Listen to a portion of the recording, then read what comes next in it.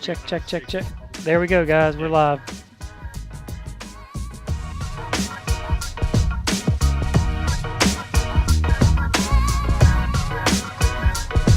Welcome to the square.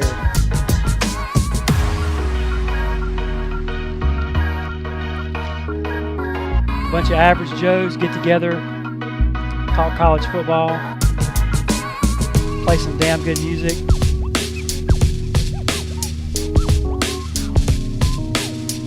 Talk about betting. We are professionals, so don't try this at home.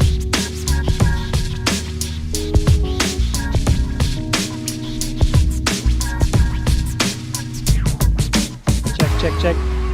All right, we're ready to roll into the show here, guys. All right, welcome Thursday. Live show here, talking college football. And I want to briefly mention that last week I got slaughtered. I picked 3 games, and I apologize to the folks that bet their retirement on Auburn because you're probably homeless right now. So I would suggest that you just call up your local senator and blame Trump for this. All right, welcome, guys. How's everybody doing tonight? Ronnie, how are things in your neck of the woods? And 6-0, you can't complain. 6-0, reversion Ronnie. You know what that means. He did good last week, so you know what's coming this week, right? No, my first 2 weeks were terrible. So that was my regression to the means right there. The 6-0 week. Yeah, 6-0. So rebound Ricky, how are you? You gonna do the rebound this week or what? Of course. I mean, let's go big or go home, and we're gonna go big this week. We went home last week. Pretty disappointing. But I'm here to hear the music. If Ronnie's got anything to give me, but I know he's pretty worried about him having a failure this week, so I don't think I'll hear too much from him. Except for what we did last week. That's the only thing you're going to hear about, right? Yeah. I don't want to hear it. All right, guys. Well, this week, obviously, we're going to be talking about week 6, but we want to do a week 5 recap. And so the first thing I wanted to discuss is, I was talking with Ronnie on the show last week, and he kind of forced me into taking Texas and a whole bunch of points. So I did it, and I regretted it because Texas got not only did they, get beat, they didn't cover obviously, so I lost that bet. But I was really taken aback because Texas and Okie both got beat. So did you guys watch those games? I watched Texas game, and Texas just looked awful to me. Yeah, Texas can't play defense, man. And then they all of a sudden learn how to play their speed offense in the fourth quarter. I don't know why they wait till 2 minutes left in the game to do that. But yeah, they almost came back and pushed it to overtime. But high school football coaches around the nation got their little clip for the year where I think it was 2 minutes left, running back for Texas. On like a 50, 60-yard run, TCU DB doesn't give up on the play, tackles him at the 20-yard line or so when he definitely could have gave up on the play and let him score a touchdown. And that ended up leading to a fumble on the 1-yard line and won TCU the game. So high school coaches all over the nation saying thank you to that TCU DB that gave effort every single play. But we don't have to talk about Texas anymore, so this is great. Yeah, so both Texas and Okie lost. It was, I guess, so I can bring up here on the screen here. So yeah, I guess Oklahoma lost to Iowa State 37-30. Not really worth looking at the stats, but it was. So I guess they're playing this week, right? Texas and Okie, they're going to play this week. So one of those teams is going to be 0-3 after Saturday, which will be interesting. Had a couple cupcakes in the beginning, but yeah, 0-3 in Big 12. Maybe. Yeah, 0-3 in Big 12. That's right. So anyway, I guess for the rest of our show here this year, we can cancel out Texas and anything in the Big 12. Although, which team is it that's undefeated in the Big 12? There's one. Is it? Oklahoma State. Yeah, Oklahoma Gundy and State. the Yeah, mullet. yeah, Then Kansas State and TCU play each other this week, and they're undefeated in the Big 12. yeah. Okay. Do you So yeah, guys think Tom Herman's on the hot seat? If he loses to Oklahoma this week, do you think there might start being some calls for his head? I'm sure. If I don't know. Ricky Gomez was a Texas fan, definitely would happen. Hey man, he Right. lose one game, he's out. He's out. He's fired. I mean, that's how it is. If Manny Diaz loses to Clemson, I mean, he's not the right guy. He's not the right guy. But I could definitely see Texas big time donors maybe questioning their decision with Herman if he loses this week to a weakened Oklahoma. Yeah, I can definitely see that. I mean, Texas, there's no excuse, man. You got all the resources you need. So, You don't have that tough of a schedule. yep. All right, so let's move on to Florida. So it looks like Florida is getting a lot of discussion along with the national media as far as um, their ranking. They're ranked. They're highly ranked, and I wanted to bring up some stats from their game. So I guess they they did good against South Carolina, although it looks like in the third quarter they just turned off the gas, right? So they scored 14 points in the first quarter, 10 in the second quarter, and 14 in the third, that's a pretty flat curve there, and then 0 in the fourth quarter. So Ronnie, did you watch the game? You want to tell us what you saw? Yeah, I mean the offense is definitely doing well. They got plenty of weapons on offense, and the quarterback is pretty steady. He's not the athlete that we've had quarterback the last couple of years with Felipe Franks and people like that. But the problem with those athletes was they couldn't make decisions, and that's really what you need at the quarterback position is somebody that can make good decisions. And Trask is doing that and let all the athletes do their job. So it's kind of working out pretty well on offense. Defense, we gave up, I think it was over 600 yards to Ole Miss. South Carolina was just running down our throat last week. So we'll see what happens this week against Texas A&M.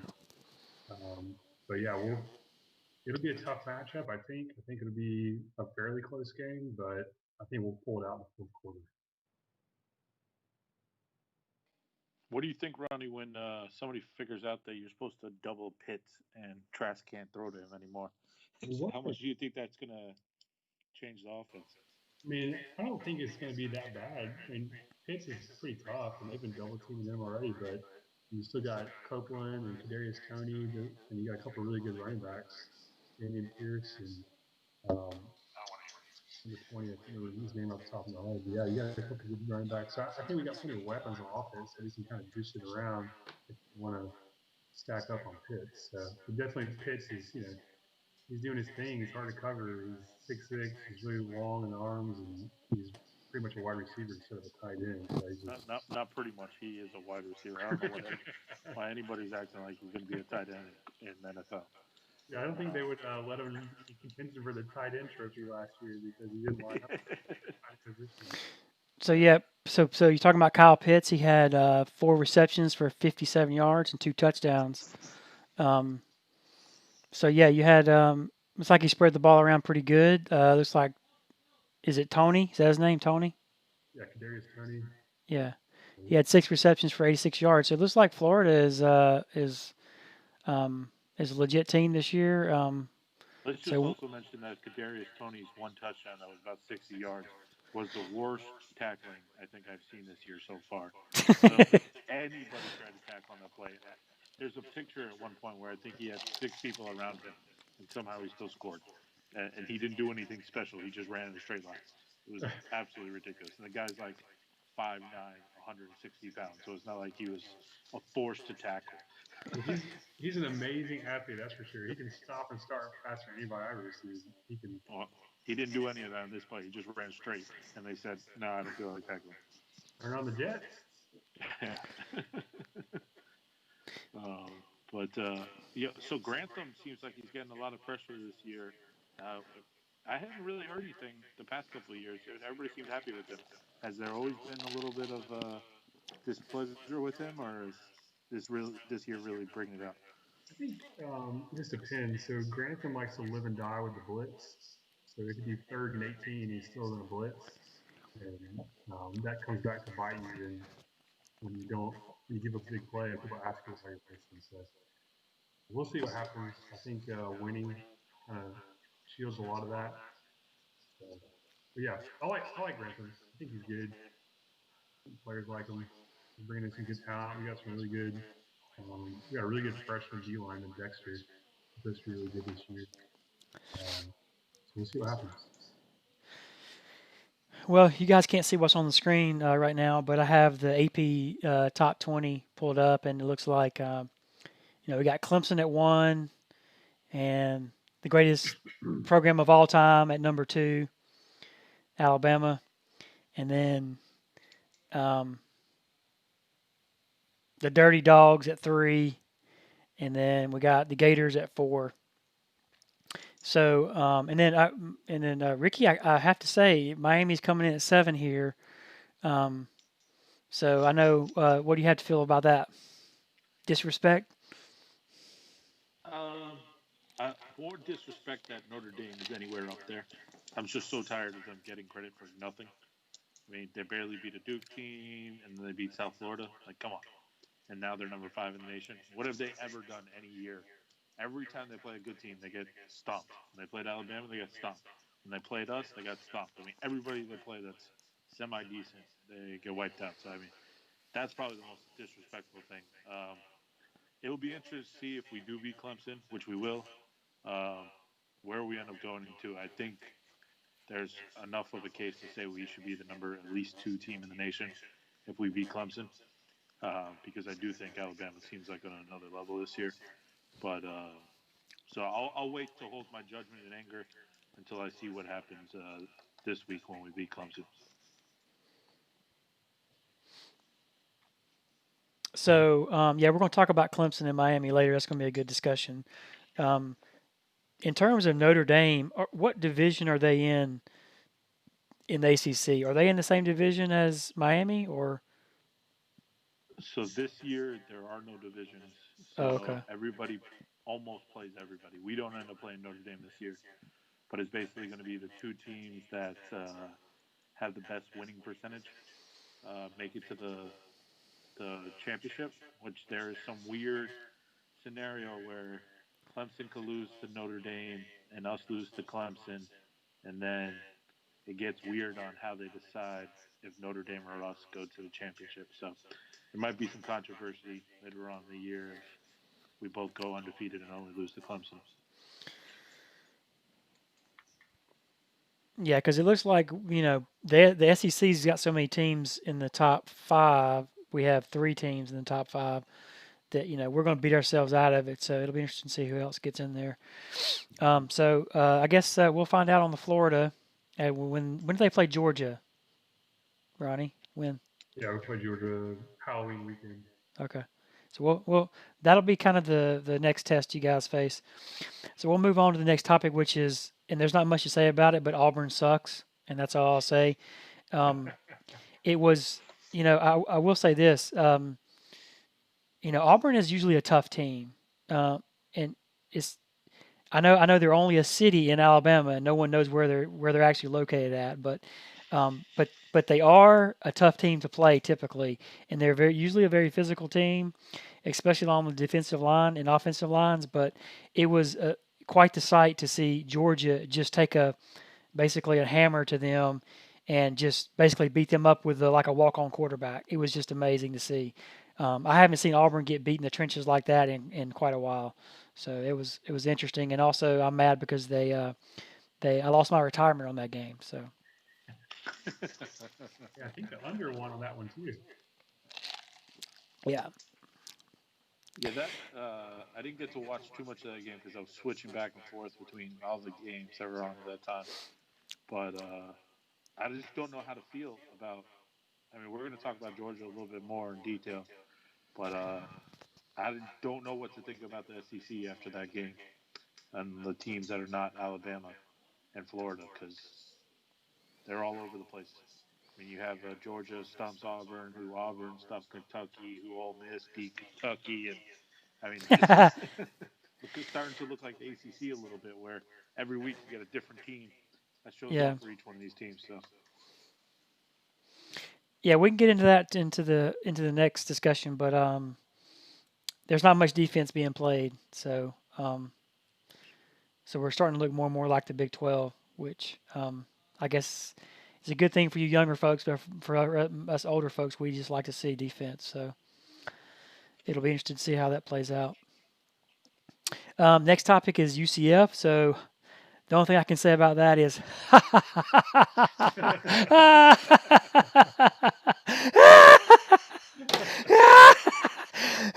I did. I, national champions, Tulsa. yeah, no. Best team in Florida, right?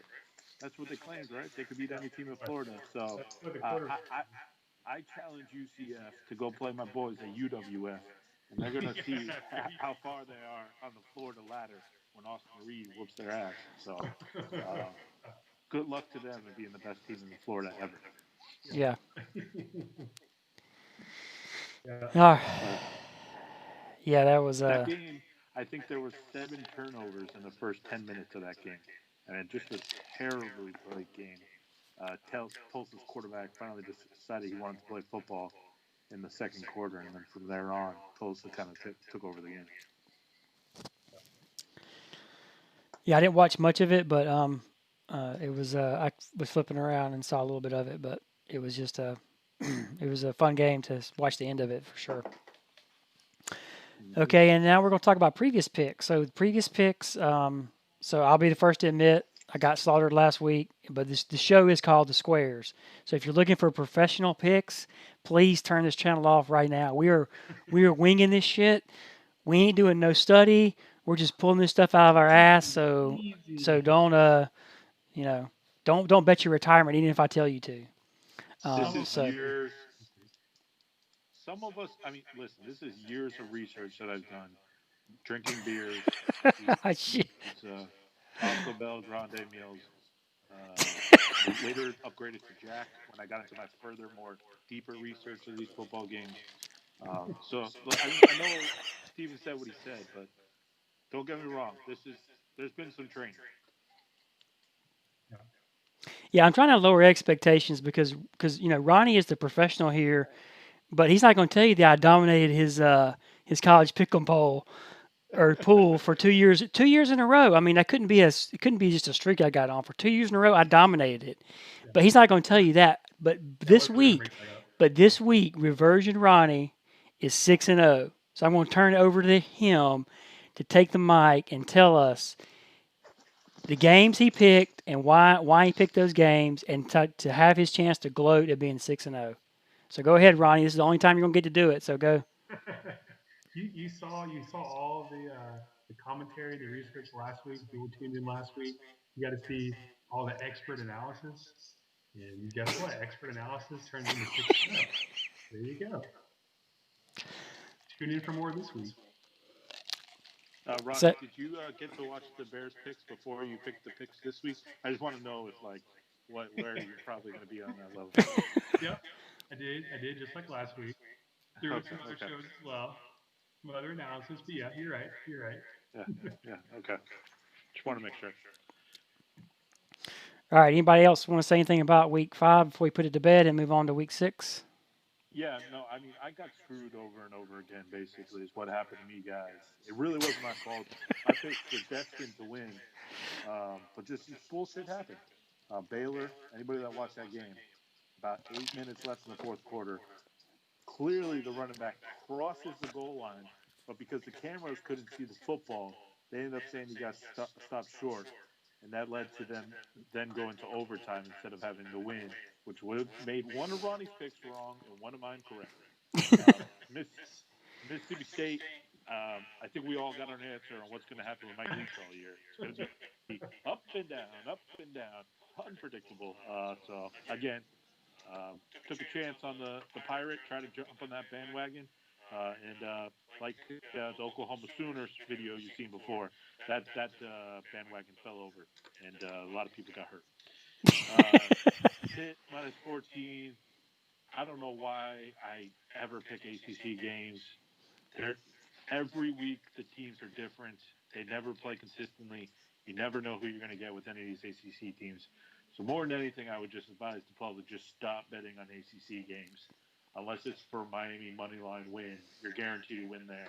But any of these other games, just stop picking. And then UAB against UTSA, the over 54 and a half. UAB had 4 turnovers. I mean, that they ended up scoring. There was 34 points total. Those 4 turnovers, they scored on 3 of them. I mean, it was just. I would like to say more about that game, but it wasn't on television either, because there probably was some stupid baseball game on. Yeah, so got screwed, but I'm gonna get that money back for you guys this week, Yes, we're getting it back. big time. So And guys, hey, I learned a lesson this week. So this is going to be the square lesson number one of this year, and that is when you're picking college football games, um, don't ever pick a team that you've actually watched on TV. Pick somebody that you've never seen, you don't know jack about, that you've never seen, or someone tells you to pick them. But don't watch a team and then think you know what's going to happen. If you want to be a real square, if you want a certified square sticker, I'll send you one. Pick teams you know nothing about. You haven't watched them play. You don't know how many returning starters they have. You don't know if their quarterback is worth a damn. You don't know if the fans are going to show up. You don't know if their quarterback or their coach is worth a crap. Go in there and dig around and mine for that gem. You know how people go and they dig around for that here's that gem pick that I'm going to do. That's what you should do right there. Don't pick somebody you know. That's lesson number one of the season. And with that, we'll move on to the next.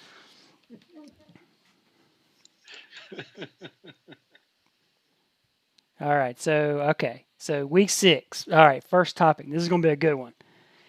The game of the week. Is this going to be where game day is? Miami and Clemson. Yes. yep, the Clemson.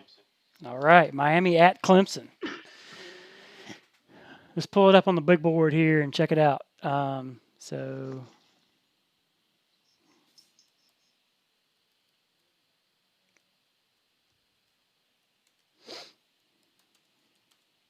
Tell us what you think, Ricky. Yeah, so I mean, I'm super confident. First of all, I think it was a. You want to talk about insult that Steven was talking about earlier today.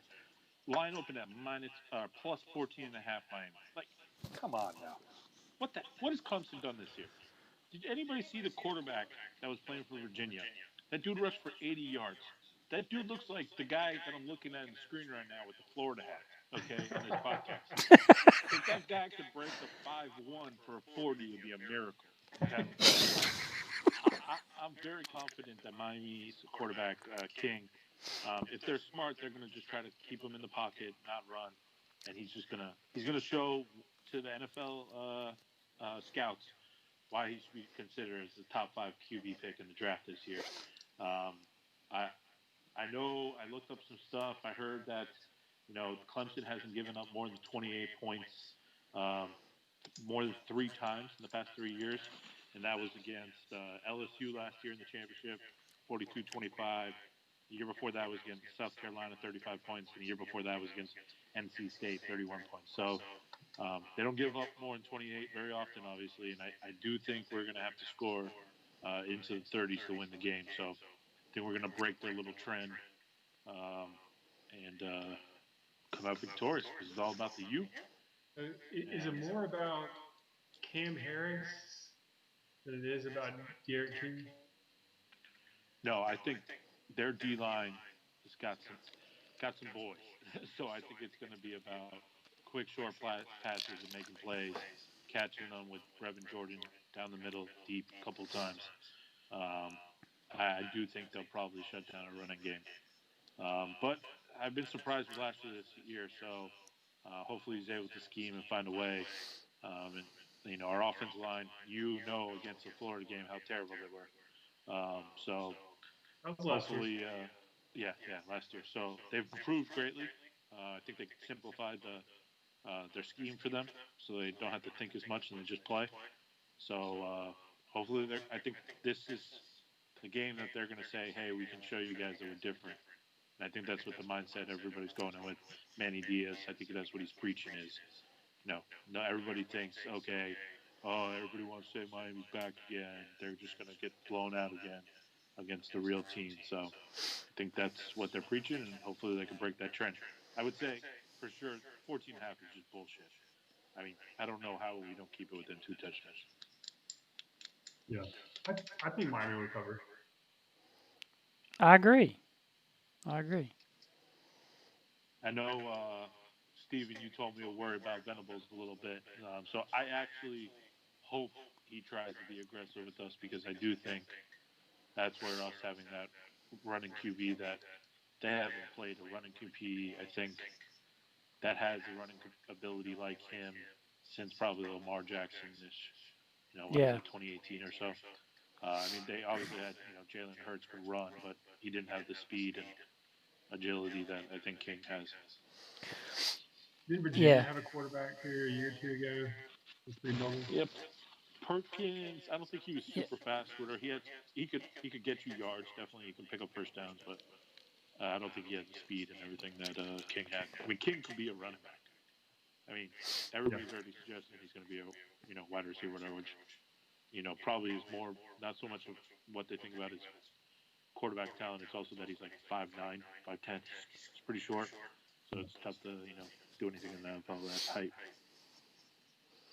Yeah, that's my my take on Clemson is, when you play Clemson, um, Venables is going to, he's going to be very aggressive, and he's going to create a lot of negative plays. I know, in watching them over the years, he's just super aggressive, and I think a lot of times, you know, they'll blitz and they'll do different things and just leave people uncovered, just completely uncovered, just to try to create negative, just complete overwhelming odds, of blitzing and getting to the quarterback. So I think that's their strategy. And then I guess if it looks like to me that they're playing a strategy where they want to be aggressive, and then if you score quickly, that's okay because they got an offense that's going to run the football. They're going to take the snap and then take 6 seconds to hold it in the backfield to figure out who's running where. Put it in this guy's chest, put it in this guy's chest, put it in this guy's chest. Like a high school, but that's okay. It works. So it kind of complements their offense. So their defense definitely is, I think, the key here. But I think, Yeah, I think the thing that Miami needs to do is they need to pressure Lawrence because just with my eyeball test, he doesn't really respond well to pressure, especially up the middle. I think he gets a little inaccurate, and he can have some wild throws. So I think that's going to be the key. But yeah, I do like Miami covering the 14, simply for the fact of the way the Venables plays defense. Whether he's ahead or behind, he's going to be blitzing, and that's going to create a lot of plays for Miami. yeah. I mean, I definitely foresee us bringing lots of pressure. That's kind of what we do as well. Um, what I'm most worried about is I actually would welcome all day Trevor Lawrence throwing up his softballs that he throws up deep that he's had receivers in past years that can just out jump their corners. I don't think he has that this year. Miami's got really good safeties that if he tries to do that, it's going to be trouble for him. What we're worried about is stretch plays with ETN. Um, we got one senior linebacker, a lot of experience, but not a super athlete. And then we also have some young, inexperienced linebackers that I'm worried about. Are they reading the play too slow and not going to be able to get out in a stretch play? Because ETN, man, that boy's fast. So Yeah, that's one of the big things I'm worried about. right. Ronnie, you got anything for this game, or you? yeah. I think if I'm not going to play it, but if you had to play it, I think I would take points. Yeah, A lot of points to take with a talented team and with the offense that Brett Lashley runs. It's going to stay close. yeah. The over under looks like it's. I got it on the screen now. It's well, it's not showing up. I think it's in the low to mid 50s. Yeah, it's 60, 62. It looks like on Oh, ESPN. 62. Yeah, 62 and a half. Yep. so that means they're probably predicting a 42-21-ish game, somewhere in that area. So hopefully not. I don't think Miami's giving up 40 points too much either. So it'll be interesting. Good thing is, it might be a factor. Is we got the kicker from FIU last year, who's a good kicker. I think he missed like one kick all last year. He's got some swag to him. I don't know if you guys saw the special on game day about our punter and kicker, probably the Yeah. most gangster special teams duo of all time. Um, but that could play a role in this game. Got a punter that can punt 50 yards and probably break your neck if he tackles you. And we got a kicker who's already hit some 57 yards this year. So if it turns into a defensive game, which I don't think it, I think there will be points scored, but if there aren't, that might benefit us because of our kicker. I'm not sure I know too much about Clemson's kicker though. Yeah, I don't know anything. All right, so it looks like we all agree on the 14. Miami and take the 14 on that. So we'll see. I guess it's going to be the premier game, 7:30 p.m. Eastern time. I guess it's going to be on ABC. So that'll be a fun game to tweet back and forth or text back and forth on. And just one last thing here. It looks like the ESPN predictor, which we know is just the best predictor in the world, has Clemson winning 86% to Miami's 14%. So Yeah, exactly like you said, Stephen, and I've said we don't need to explain how incorrect that is. So. yeah. All right, next game before we get to our picks for the week is Tennessee and Georgia. So I heard you, Ricky, make some comments earlier about Georgia. You want to start with this one? Yeah, sure. I can a little bit. I honestly did not get to watch much of the Georgia Auburn game, and when I did have the potential, it was already blowout and looked pretty much in hand for Georgia. I guess my biggest question for you guys is SEC fans and following that league a little bit more than I do. Uh, is Georgia really that good? I mean, I see they played Arkansas close the week before. Now Arkansas beat Mississippi State, so you're like, okay, maybe Arkansas was better than we thought. And then then they make Auburn look terrible, who made Kentucky look terrible. So I'm like, okay, maybe Georgia is better than they are, but I just wonder that will they be able to score against the better teams of the SEC? This is really just their defense winning them games for now, and they're just playing terrible offenses and getting good field positions. Their offense will probably get better over the course of the season, but I think defense is definitely their better unit. But I don't know if Tennessee is the best test for Georgia or their team to see how good they are. Everybody's talking about how Tennessee, this is the year they're going to turn around. They've been recruiting a lot better. Their coaches starting to pull together. Their O line is supposed to be better, but they won a squeaker against South Carolina where they got 2 turnovers and one was a pick six. And they beat a pretty paltry Mizzou team. So I don't know. Mizzou was playing their backup quarterback too, right? Didn't he get the starter get hurt pretty early? Yeah, Robinson, I think there was the starter. I'm not sure, but either way, it was Mizzou. So yeah, I'm not ready to say Tennessee's. I mean, if I had to take one side or the other, I'd probably take Georgia. I think it's 12 points. I would think I'd lay the 12 if I had to. Also, you got to wonder too. Doesn't Georgia play Alabama next week? So is there any overlooking Tennessee a little bit for next week, and that might help Tennessee a little? Yeah, that's a good point. I hadn't. It's a stay away game for me. I just want to see how Tennessee's going to pull it off, though. Yeah, excuse me. I agree with you, Ronnie. It's I would not touch Georgia right now, and the reason being is because I don't know if they're good or if they're terrible.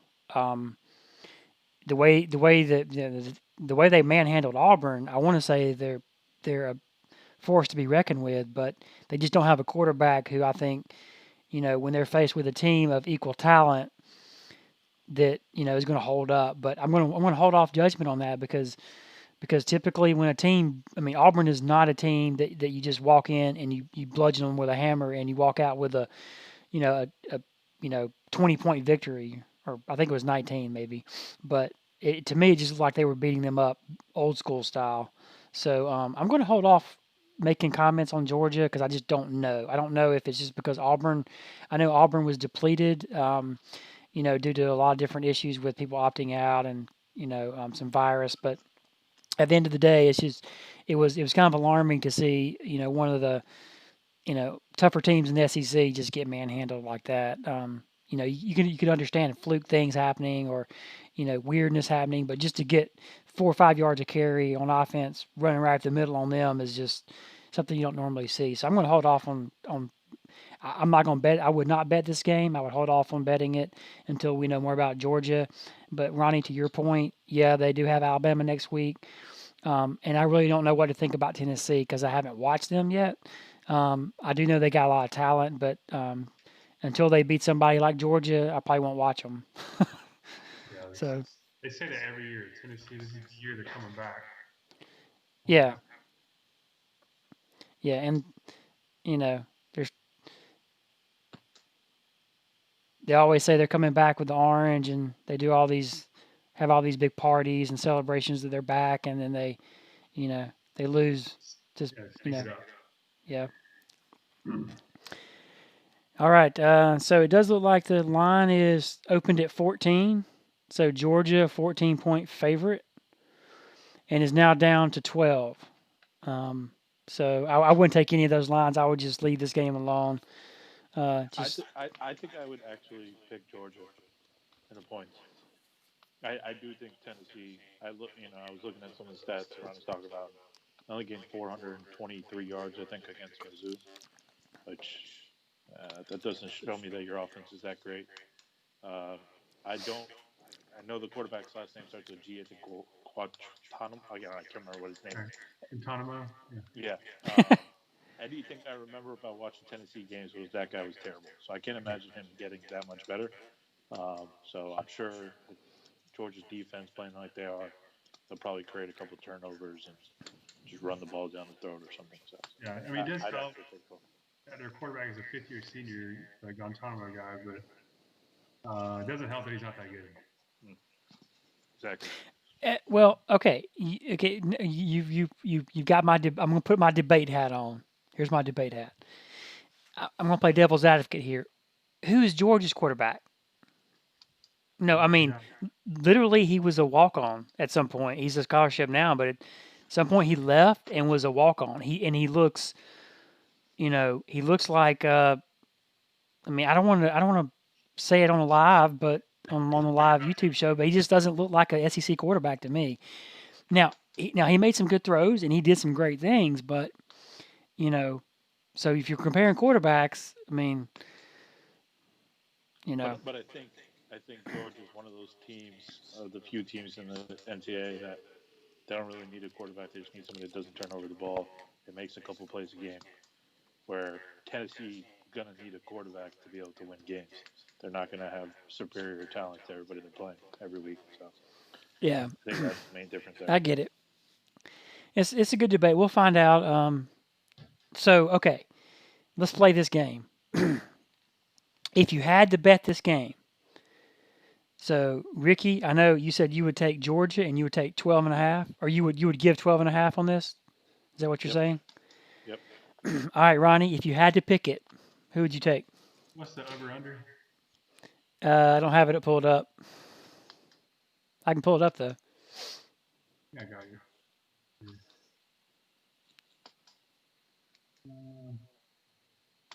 Yeah, if it's like if I had to take the points, or I would lay the points with Georgia, but I don't know if there's a play on the total.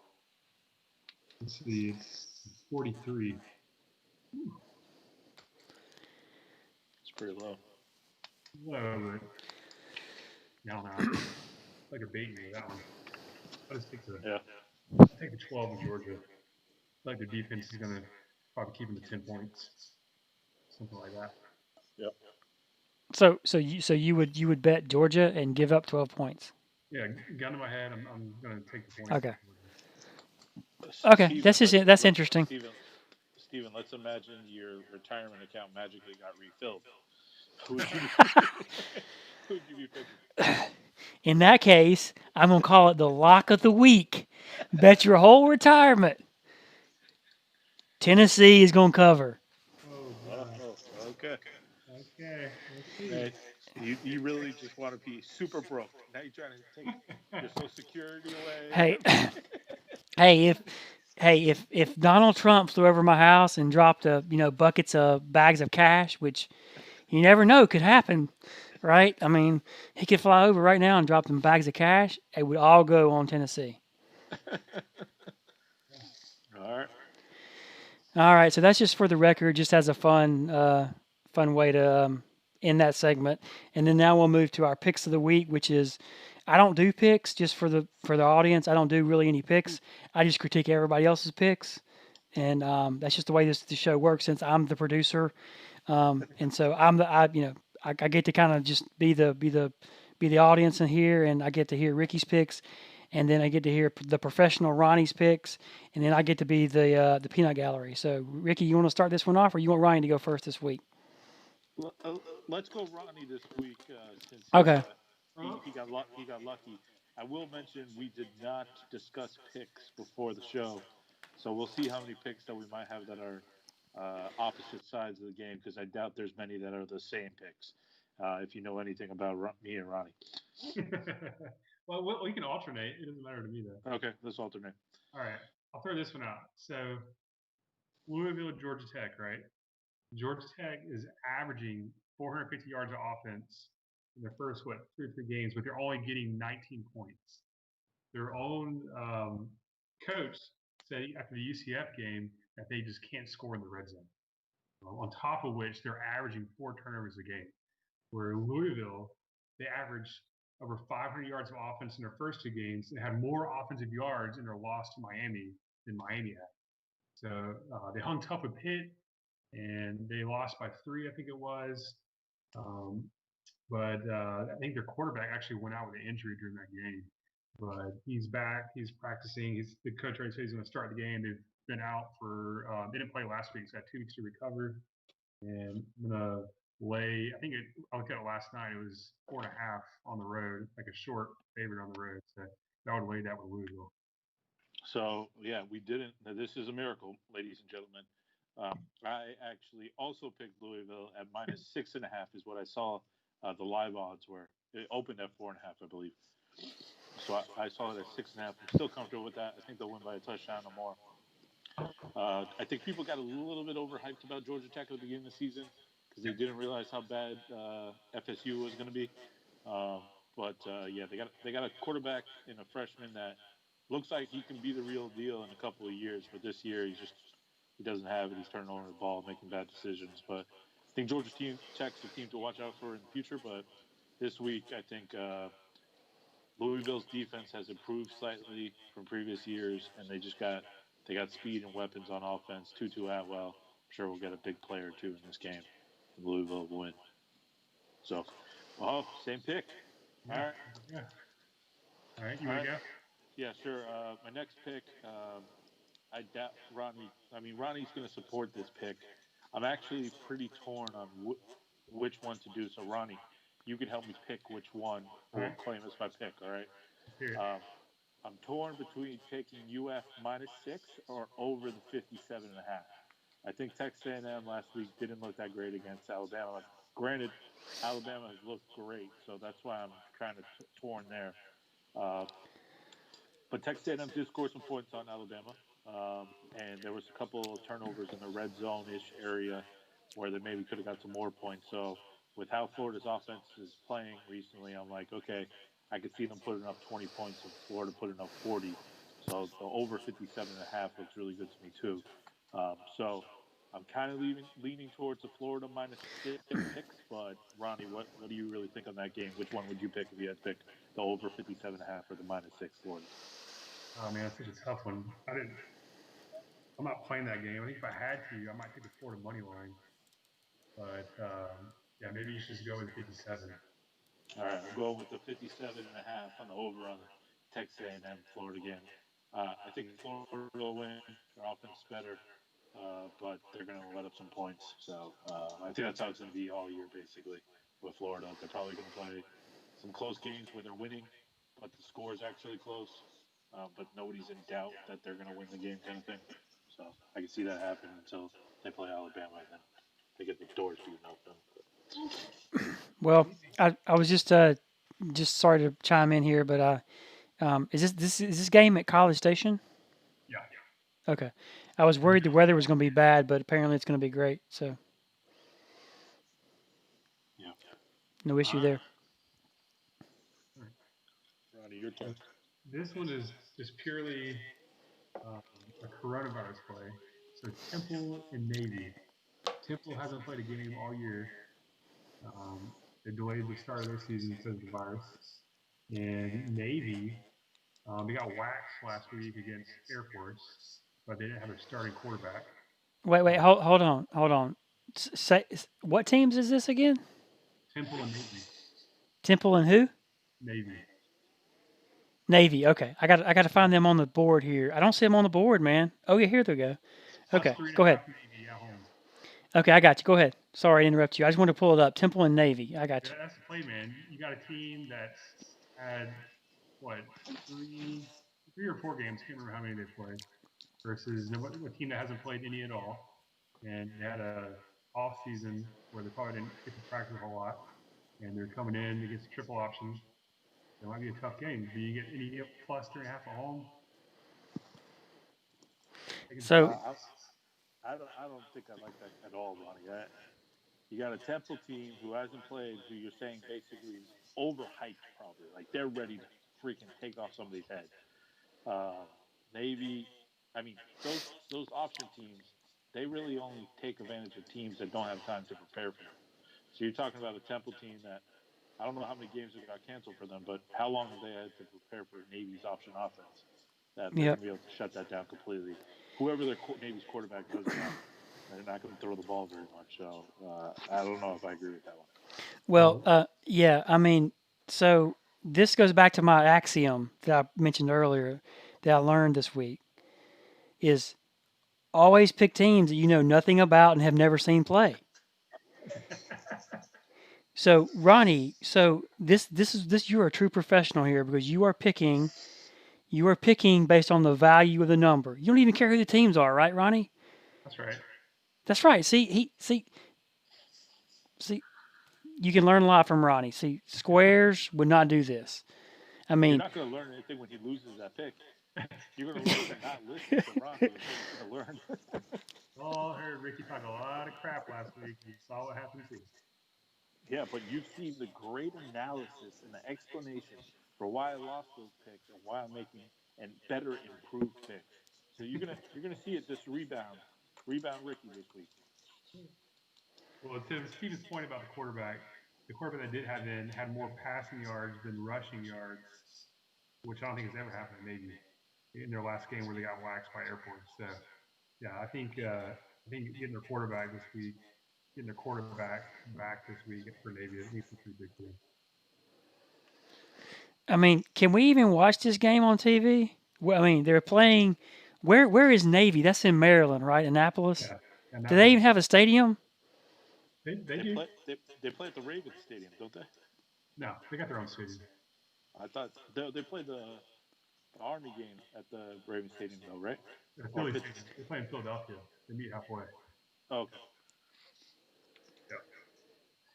I Hey mean, man. hey, the pros, man, they go mining for these diamonds in the rough. I tell you. All right, let's hear it, Ricky. All right, my next one. I'm doing this for Steven.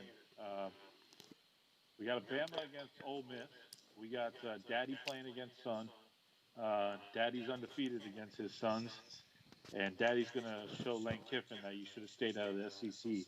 So I'm going under 78.5 for this game. Actually, I know Ronnie's shocked because I'm going under.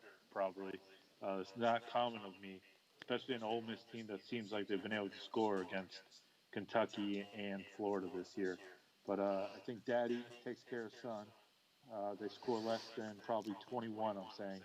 And Alabama they'll choose how many points they want to put on them, whether it be 40 or low 50s. So going under 78.5 for the Bama Ole Miss game. Hold on now, because the line I'm looking at, I grabbed it already earlier this week. It was 70, and now it's 69 now.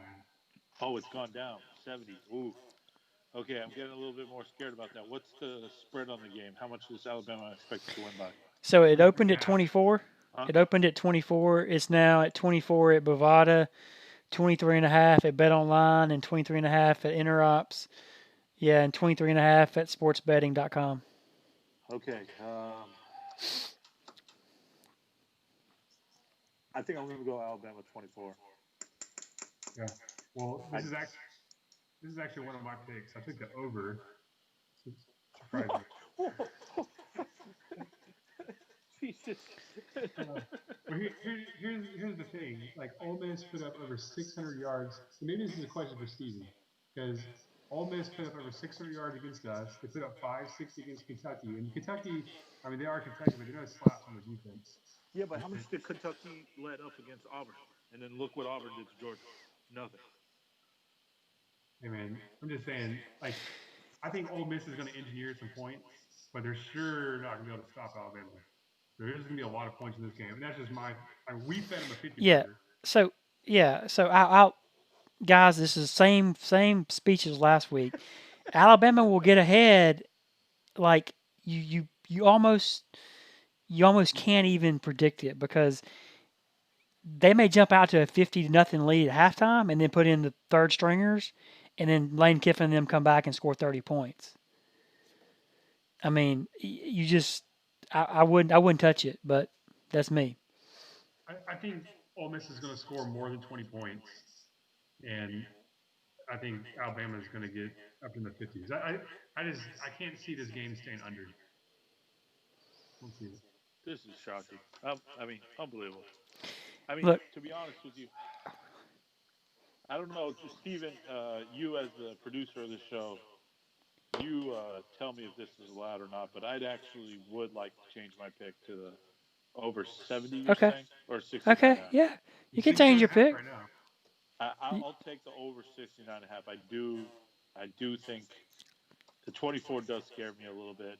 The 78.5, I was like, that would mean Alabama scoring 51 and Ole Miss doing 28. It just seemed too many points for Ole Miss against Alabama defense. I think Nick Saban would kill somebody if that happened. Well, yeah, I'll let you change it, but I'm gonna give both of y'all a damn warning on this. This is the last week you're picking Alabama. Stop picking Alabama. Pick your own damn teams. Why? It's been working. Because all you're doing is just picking Alabama to cover. You're gonna win 50% of the time. I mean, cover over. I mean, that's boring. Okay. All right. Ronnie, it's your turn, right? So I had trouble finding any more picks, but I know I'm supposed to come up with 5. Maybe we can talk this out here. So I mean, I got some other picks if you want me to keep going, and you can. Yeah, keep going. Argue. All right. The next game I got is Florida State Notre Dame game. All right. So Ronnie's probably not going to agree with this pick, but I see the over/under is 54, and I'm going with the over on this game for 2 reasons. One, I think Notre Dame themselves can put 54 points on FSU, and even if they only put 40 on them, FSU has decided to go with Jordan Travis, their quarterback that can run, and that's basically all he can do. But I could see him orchestrating a touchdown or 2 just from some big busted plays and getting some big yards around the ball. So I'm going with the over 54, thinking Notre Dame will score over 40 points and FSU can pull out 2 touchdowns somehow. Yeah. Yeah. So before you answer that, let me give you some stats here. Okay. So offensive total yards, FSU, they're ranked 49th in the country. Okay. Offensive rush yards, 27th in the country. But here's the biggie: defensive total yards, 103rd in the country. Jacksonville State, Jack State. Do you know, Ronnie? Do you know where Jack State is? The middle of the BFE. Can you? Oh, no, no, no. Let me ask Ricky. Ricky, what state is Jacksonville State in? I would have thought Florida, but I feel like I'll be stupid if I said No, Exactly. They put 24 points on them. Like literally, if Saban runs you off of Alabama, you go to Jacksonville State. It's in Alabama. If they put 24 points on them, what is Notre Dame going to put on them? So I'll leave that there. Notre Dame has a history of underperforming in big games. And now this is a big game, but like the thing that scared me away because I wanted to take the minus 20.5, but Notre Dame hasn't played since I think they played one game. They had coronavirus issues, and I don't know what the situation is with the team and how many people got back. So that kind of scared me away from taking the points. But I mean, I'm not scared to take the chalk against Florida State, but just that I wanted to kind of shy me away from it. Yeah. Just another stat: defensive passing yards, 109th in the country. The yeah, team is lost. All is lost with this team. it's getting worse. I think they had another two players that decided to transfer out. So I mean, Yeah. they're The, by the time the season's over, if they have 50 players, I'd be shocked. I yeah. can't believe Marvin Wilson's still playing. I would have thought he would have opted out by now. They've seen that he's likely going to be a first round pick, but I'm sure he's just in jeopardy of thinking NFL teams might judge him for quitting on the team. But they're just And terrible. yeah, yeah, and also too, the motivation for Notre Dame to embarrass Florida State is real. Well, well, that's the other thing. Notre Dame hasn't looked good. It didn't look good against Duke. Looked good against South Florida, but it's South Florida. Nobody expected South Florida to be good. Exactly. So they probably need to come out now and start stomping teams to get there. I mean, they're always going to be up in the polls as they obviously already are, but they want to stay up there. They're going to have to start blowing out people, especially an FSU team that's just All terrible. right, yeah, and Ronnie, you like trends. Since you like statistics and trends, here's some. Florida State is 0-5 against the spread in the last 5 games. Florida State is 1-4 straight up in the last 5 games. The total has gone over in 5 of Florida State's last 7 games. Florida State is 1-7-1 against the spread in its last 9 games on the road. Florida State is 1-9 straight up in its last 10 games on the road. It can't get any worse. If they didn't have a team, it would be worse, but only by a marginal amount. I mean, I'm curious to know what the team total is. That might be worth taking a look at. Like maybe take the under on Florida State, but I don't think those lines are up yet. Yeah. All right, so I have two more picks. I actually went with 6 this week. The next pick is Texas Oklahoma game over 71. Okay, I was they both can't play defense. they I can't. I figured it has to go over 71. It's going to be a shootout. So That's the one I was on the fence on. I couldn't decide. And it's like, do you take Oklahoma -2? You go over 72. I mean, I feel like the over 70, what, 2 or 71 it is now. You can't go yeah, wrong with that one because defense is definitely optional in the Big 12. yep. The only thing that worries me is Rattler just turnover machine so far this year. So how many touchdown drives do they lose because the kid's throwing interceptions left and right? So and another thing will be interesting. I'm sure Oklahoma's got some dudes that could throw as backups. This kid starts throwing interceptions, and Oklahoma's looking at going 1-3. Does Riley say, "All right, it's not your time this year. Gonna put you on the bench for the rest of the year," kind of thing. See what else we got on the quarterback line. So we'll see what happens there. Yeah. All right, and I got one final pick. This one is gonna win you some money. Miami money line, baby. Not plus 15. Miami money line. King gonna throw for over 300 yards. Gonna run for over 100. He's gonna throw for 3 touchdowns. run for one. We're gonna probably kick another field goal in there too. You're gonna have Cam Harris with a touchdown. You're gonna have Jalen Knighton with a touchdown. You're gonna have Don Chaney with a touchdown. You're gonna have Brevin Jordan with a touchdown. You're gonna have Manny Diaz with a touchdown. That's how bad we're gonna beat Clemson. So taking Miami money line, guarantee pick. This is where you win your money. This is where I get you your money back that I lost you last week. That's right. That's Take right. Miami money line. I mean, it's That's like right. And plus 450, right? so Oh, so way more. I love that pick. And the reason I love that pick is because it definitely is not an objective pick. It is totally square from the get go, and you you own that, and there's just something pure about that. In today's world, with all of the stuff going on, just seeing that raw, pure, I'm going to pick my team and ride or die with them is just there's something refreshing about that, Ricky. You don't see that very often. You know, you see a lot of people that they listen to all these podcasts and they try to unearth these picks. You know, Temple versus Liberty or some crap like that. No, you just went with the team that you know. You went with the team that you know. And that's what I'm freaking talking about. That's what this show is about. It's about the square.